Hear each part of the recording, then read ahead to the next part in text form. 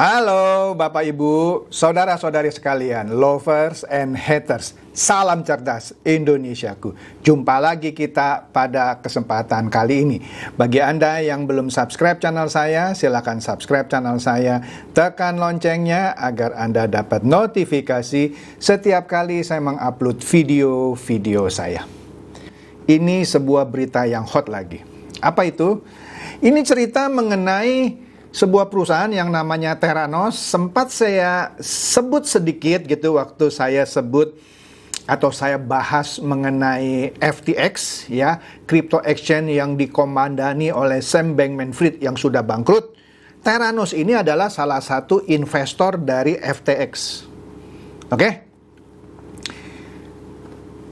Pendirinya adalah seorang wanita cantik, imut, cerdas. Ya, dia mendirikan Theranos ini pada waktu dia berusia 19 tahun. Dia drop out dari Stanford University. Nah, ini sebagai catatan ya bagi Anda yang, ya saya sih pengagum juga orang-orang yang sekolah di MIT seperti Sam Bankman-Fried, atau yang pernah sekolah atau kuliah di Stanford seperti Elizabeth Holmes, ini CEO-nya Theranos, yang pernah kuliah di Stanford meskipun drop out.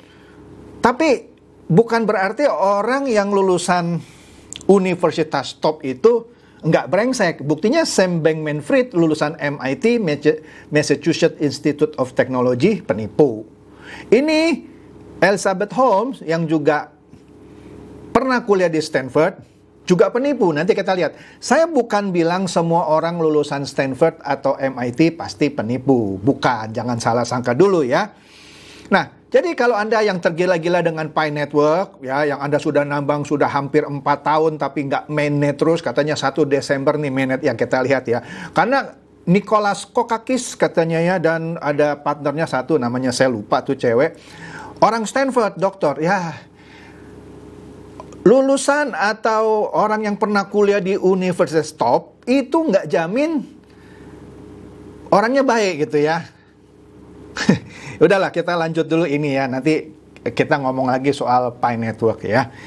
Nah, jadi ceritanya baru-baru ini kita lihat ya beritanya di CNN. Elizabeth Holmes ini CEO-nya dari Theranos yang dia dirikan.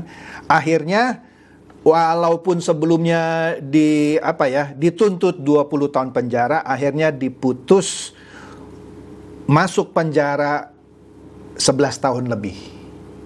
Iya, karena terbukti bersalah menipu para investornya ya, yang berinvestasi di Theranos yang bisnisnya pengetesan darah. Loh, apa hubungannya bisnis pengetesan darah dengan penipuan? Nah, kita lihat dulu ya. Makanya jangan di-skip biar Anda dapat pemahamannya yang komprehensif ya. Bagaimana seorang yang cantik dan pintar ini, pengagum Steve Jobs, karena kemana-mana dia juga pakai kaos hitam dengan turtleneck sampai leher gitu ya, meniru-niru Steve Jobs ya, dengan gaya-gaya juga seperti Steve Jobs, suaranya dibuat bariton gitu ya, ngebass gitu ya, padahal dia cewek gitu ya. Oke deh, nah kita lihat nih, ini dia si cantik yang selama ini bahkan bukan hanya konglomerat, nanti saya sebutin konglomerat dunianya ya, bahkan media-media massa juga ketipu. Contoh Bloomberg, dia masuk kan di majalah Bloomberg, Forbes, Fortune, Vanity Fair, dan masih banyak lagi. Bahkan di Vanity Fair dia pernah masuk di halaman tengah, Centerfold namanya. Artinya dia pinter dong, bisa mengecoh konglomerat dunia. Ntar saya sebut lah, makanya jangan di skip. Yang menaruh uang triliunan, puluhan triliun. Astaga. Ya. Berhasil mengecoh media-media massa. Sampai di interview masuk ke halaman muka, cover, masuk halaman tengah. Wih, hebat dia. Termasuk masyarakat dunia juga kena tipu akhirnya ya. Oke, nah hebatnya dia itu bisa masuk ke ke posisi orang-orang top lah. Dia pernah mewawancara Bill Clinton dan Jack Ma dari Alibaba. Ngetop dong, iya dong. Nah, mari kita lihat apa sih yang membuat akhirnya si Elizabeth Holmes ini, si cantik ini yang drop out dari Stanford University, harus menghadapi tuntutan 20 tahun penjara yang akhirnya diputuskan ya 11 tahun lebih aja deh. Karena kalau nggak salah dia juga ada anak kecil dan sedang mengandung katanya ya. Dan sekarang katanya dia lagi naik banding. Nah, di sini apa sih itu Theranos? Nah, Theranos yang didirikan oleh Elizabeth Holmes adalah perusahaan yang memberikan jasa dengan alat-alatnya kira-kira gitu ya, yang canggih gitu ya. Kalau Anda periksa darah, Anda kan harus disuntik di tangan Anda gitu ya. Kemudian ditarik gitu ya. Aduh, saya kadang-kadang juga kalau periksa harus tes darah, aduh malas juga ditusuk jarum gitu ya. Ditarik sampai suntikan itu penuh dengan darah ya. Kemudian dites perlu 1 atau 2 hari untuk mengetahui apakah kolesterol saya tinggi, apakah kadar darah merah atau darah putih dan segala macamnya itu baik atau buruk. Nah, Theranos ini dia menciptakan sebuah alat yang mana untuk mendeteksi 240-an, gila ya, 240-an indikator tadi ya, misalnya kolesterol, triglycerid, darah merah, darah putih dan segala macam. Hanya dengan setetes darah yang diambil dari misalnya telunjuk pakai jarum tes gitu ya. Kemudian udah cukup. Kalau yang konvensional itu mesti ampul lah istilahnya ya, yang dari injeksi gitu ya, dia cuma 1 tetes. Ya tentu orang suka dong sama alat yang katanya canggih ini gitu ya. Nah, di sini bahkan alatnya itu dipakai sampai militer Amerika Serikat pakai gitu. Berarti hebat dong ya, makanya nggak heran dia bisa masuk majalah-majalah terkenal gitu. Nah, masalahnya apa? Masalahnya ternyata mesin itu, walaupun dia punya paten katanya, tapi paten itu hanya konsep ternyata, ya. Bukan paten benar-benar yang sudah ngecek detail dari penemuannya. Ini katanya yang nemukan dia, ya. Dia ini lulusan teknik kimia, bukan lulusan lah, drop out dari teknik kimia Stanford. Bapaknya pernah suruh dia jadi kuliah kedokteran, tapi dia takut sama jarum suntik, itu alasannya, makanya dia ciptakan alat ini. Nah, di sini dia berhasil, mempesona gitu ya, sejumlah investor.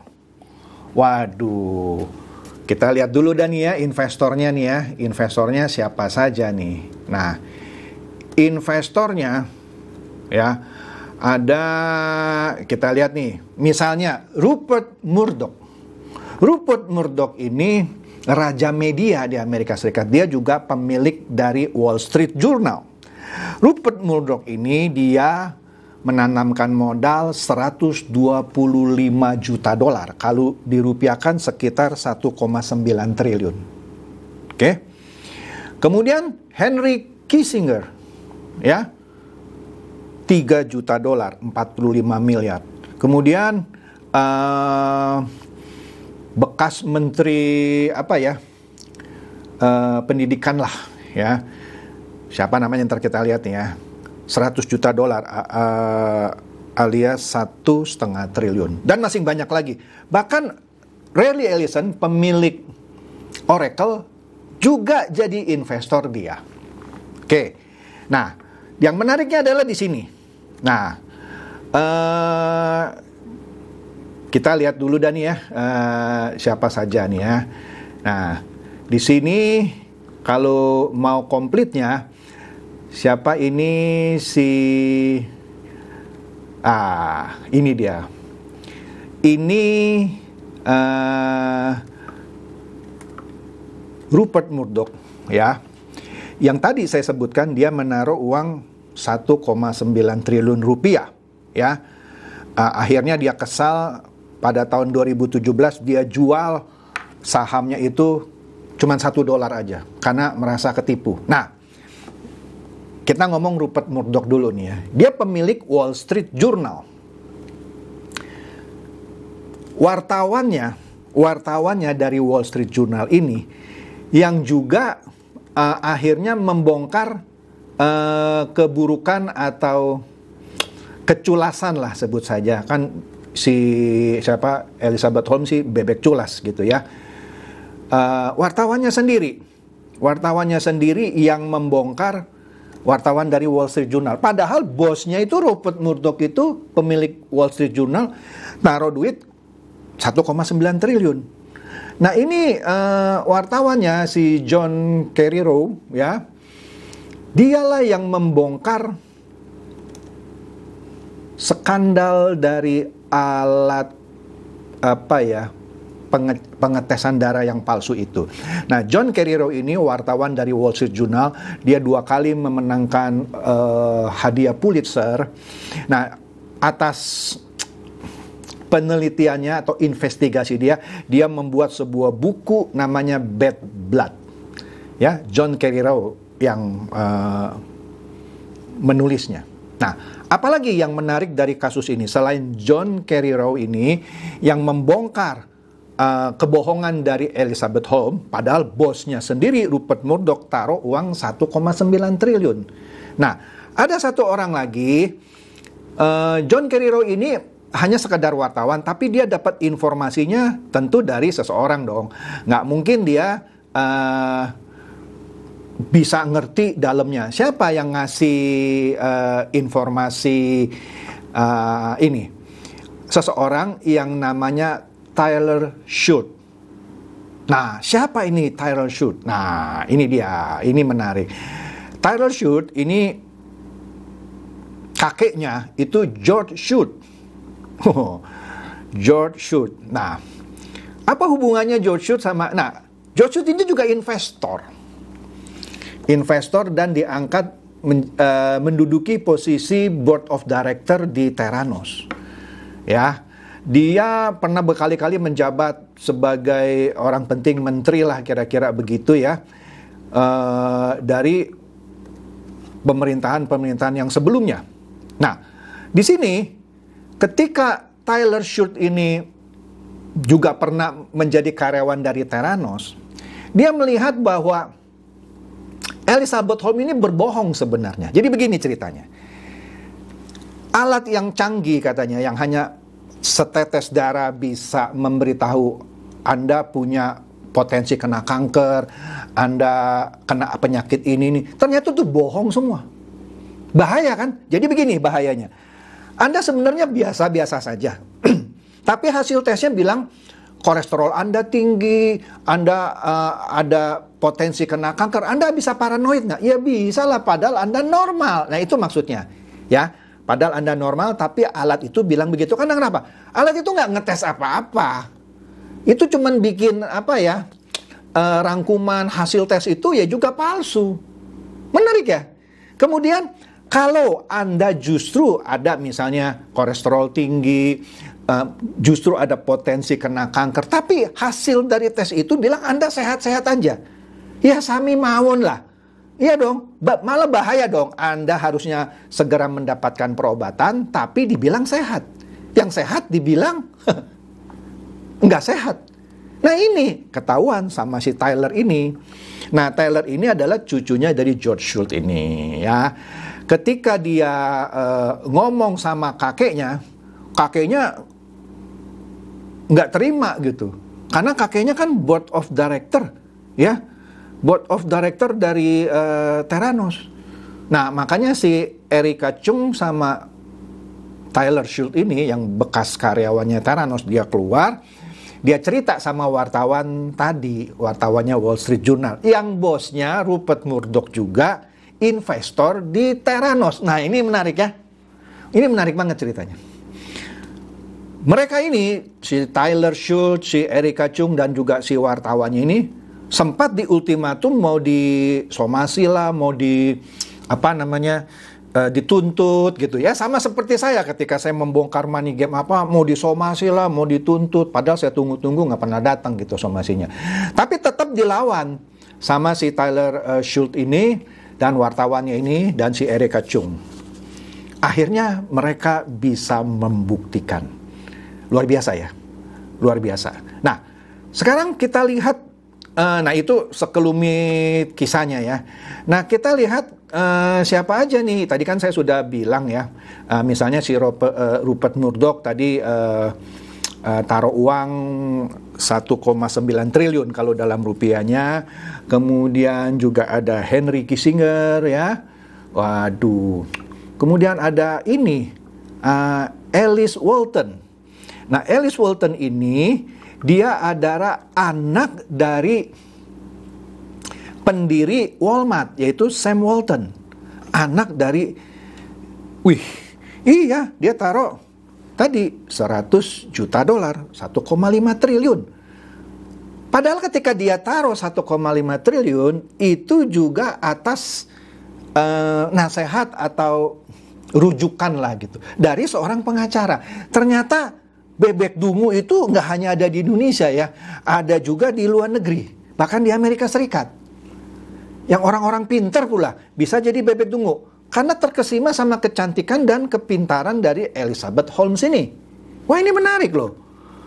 Ya, jadi Anda yang pernah kena tipu-tipu robot trading, money game, VTube, Alibaba dan lain-lain, jangan bersedih hati karena banyak orang pintar juga di Amerika Serikat kena ketipu sama bebek culas Elizabeth Holmes. Banyak nih bebek dungu juga di Amerika Serikat. Ya. Siapa lagi? Ini ada orang, iya, dia ini Betsy DeVos. Ini dia pernah, ya tadi yang saya sebut sebagai sekretaris di Departemen Pendidikan di zaman Donald Trump, juga berinvestasi di Theranos. Ya kan? Orang pintar kan? Aduh, hebat ini. Luar biasa. Makanya inilah kalau dia bilang skandal penipuan, kalau FTX yang dimiliki oleh Sam Bankman-Fried itu yang terbesar, Theranos ini yang kedua terbesar. Nah, menariknya yang Theranos ini sudah diputuskan 11 tahun penjara. Nah, kita nggak tahu nih, Sam Bankman-Fried itu kan sedang diselidiki. Saya curiga juga nanti Sam Bankman-Fried juga akan menghadapi tuntutan penjara. Oke? Nah, apa yang kita bisa pelajari dari sini semua? Ternyata aduh, mau ngomongnya nggak tega. Yang tadi saya bilang, bebek dungu itu tidak hanya ada di Indonesia. Ya, jadi Anda yang pernah ketipu, nggak usah berkecil hati. Karena banyak pejabat di Amerika Serikat, orang-orang kaya, konglomerat juga ketipu. Sama, anak umur 19. Iya kan, anak ini kan waktu mendirikan Elizabeth Holmes, mendirikan Theranos masih umur 19. Sekarang sih sudah 30-an. Ya. Dan bisa mempengaruhi, George Shultz, Rupert Murdoch, wah, Larry Ellison, dan lain-lain, Henry Kissinger, hebat dong, bukan ece-ece itu, ya, bukan ece-ece itu. Nah, padahal, nah ini saya nggak ngerti ya, berarti ada lubang gitu, lubang di peraturan di Amerika Serikat. Ini alat kan harusnya dites dulu gitu ya. Kalau di Indonesia ya memang ada kontroversi lah. Dites oleh BPOM gitu ya misalnya. Nah di sana juga ada sebenarnya namanya FDA, namanya Food and Drug Administration. Nah saya nggak tahu apakah alatnya si Theranos ini lolos nggak dari FDA sehingga dia bisa jualan. Kemudian hasil analisanya benar nggak kalau dibandingkan dengan tes-tes konvensional? Ternyata nggak pernah dites, nggak pernah dibandingkan. Cuma orang yang namanya Tyler Schultz aja yang berani, karena kan dia tahu, wah ini bohong nih. Nah, artinya, sehebat apapun proposal bisnis, penawaran, misalnya investasi gitu ya, kan sering gitu ya, Anda terima dari grup WhatsApp, Telegram, Pak tolong bahas anu-anu, gampang. Anda selidiki sendiri ya. Wah Pak, saya nggak bisa Pak selidikinya. Oke, lihat apa yang dia tawarkan. Kalau dia tawarkannya seperti too good to be true, atau singkatnya terlalu bagus gitu ya, tinggalkan. Misalnya sehari 1% aja, ya sebulan 20% aja, itu sudah bohong. Kalau sebulan 20%, setahun kan 240%. Itu nggak ada. Tapi kalau Anda ditawarkan sebulan 1% misalnya, oke, masih masuk akal. Itu pun tetap harus Anda periksa, benar nggak nih proposalnya, bisnisnya gitu. Jangan sembarangan ikut.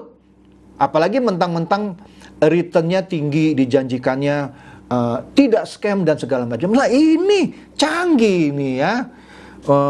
Triliunan uang orang dikelabuhi, media massa dikelabuhi, masyarakat dunia pun dikelabuhi. Ya, oleh karena itu sekali lagi bagi Anda yang mau invest atau apapun namanya, selalu do your own research. Lakukan research Anda dulu yang mendalam sebelum Anda masuk ke bisnis apapun yang ditawarkan. Jangan sembarangan gadein rumah, gadein mobil, gadein motor Anda pakai buat investasi. Catat ya, investasi kalau ada yang janji pasti menguntungkan, itu sudah pasti bohong. Investasi selalu ada risiko, bisa untung, bisa buntung, ya. Jadi kalau Anda menerima tawaran investasi bilang ini pasti untung, pasti meledak, itu sudah pasti bohong. Itu aja deh, ya. Yang bisa saya share mengenai Theranos ini. Semoga ini mencerdaskan dan mencerahkan Anda semua. Silakan share video saya ini kepada teman-teman, sahabat, atau kerabat supaya mereka tambah cerdas dan tercerahkan. Seperti biasa, terima kasih.